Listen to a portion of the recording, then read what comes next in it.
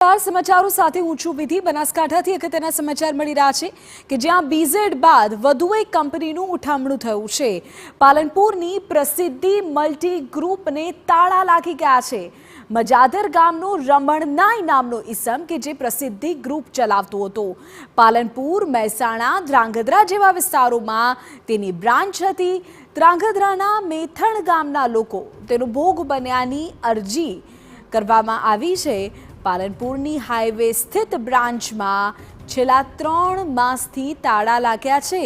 પ્રસિદ્ધિનો રમણનાઈ પહેલા પ્લસ જૂથમાં એજન્ટ તરીકે કામ કરતો હતો। પ્લસમાં દેવું થઈ જતા તેની પત્ની સાથે મળી પ્રસિદ્ધિ ગ્રુપ નામની બ્રાન્ચ શરૂ કરી। વધુ વળતરની લાલચ આપીને લોકો સામે છેતરપિંડી કરાય હોય એ પ્રકારનો આરોપ લાગ્યો છે।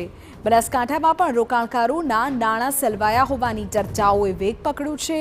માહિતી એવી મળી રહી છે કે રમણનાઈ અને તેની પત્ની અત્યારે ફરાર છે।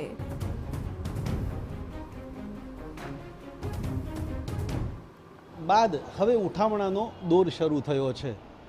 અહીંયા પાલનપુરમાં પણ જે પ્રસિદ્ધિ નિર્માણ મલ્ટી સ્ટેટ ગ્રુપ નામની કંપની હતી તેને ઉઠામણું કર્યાની ચર્ચા છે। વડગામ તાલુકાના મજાદર ગામનું આ દંપતી હતું અને તેમને આ કંપની શરૂ કરી હતી। જો કે અત્યારે તો પાલનપુર હાઈવે વિસ્તારમાં જે તેમની ઓફિસ છે તેને છેલ્લા 3 માસથી તાળા છે। આજુબાજુના સ્થાનિકોનું કહેવું છે કે આ 4 દિવસ અગાઉ આ ઓફિસે આવ્યા હતા અને તેઓએ ત્યારબાદ તાળા મારી દીધા છે। મહત્ત્વની વાત એ છે કે સુરેન્દ્રનગરના ધ્રાંગધ્રાના મેથાણ ગામના લોકો આ પોન્જી સ્કીમનો ભોગ બન્યા છે અને સુરેન્દ્રનગર તાલુકા પોલીસ મથકે 6 માસ અગાઉ આ છેતરપિંડી મામલે અરજી પણ થઈ છે।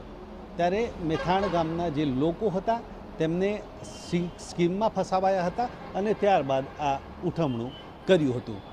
જોકે આજે મજાદરનો વતની આનો પ્રોપાઇટર છે રમણભાઈ નાઈ, એ પહેલાં પલ્સ કંપનીમાં એજન્ટ તરીકે કામ કરતો હતો અને ત્યારબાદ તેમાં દેવું થઈ જતાં તેને પોતાની પત્ની સાથે મળી અને આ પ્રસિદ્ધિ નામની કંપની બનાવી હતી અને ત્યારબાદ આ ફ્રોડનો દોર શરૂ કર્યો હતો।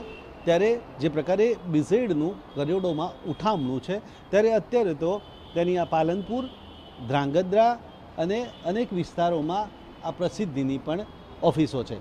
અત્યારે તો આજે રમણભાઈ નાઈ નામનો જે શખ્સ છે તે પોતાના ગામ મજાદરમાં પણ નથી અને પાલનપુરમાં પણ તેની ઓફિસને તાળા મારી ફરાર થયો છે।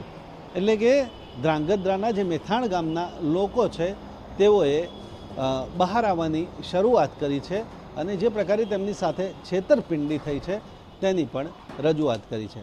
ત્યારે બનાસકાંઠામાં પણ મોટે ભાગે મોટા પ્રમાણમાં લોકોના રૂપિયા પ્રસિદ્ધિમાં ડૂબ્યા હોવાની આશંકાઓ છે। અતુલ ત્રિવેદી, TV9 બનાસકાંઠા।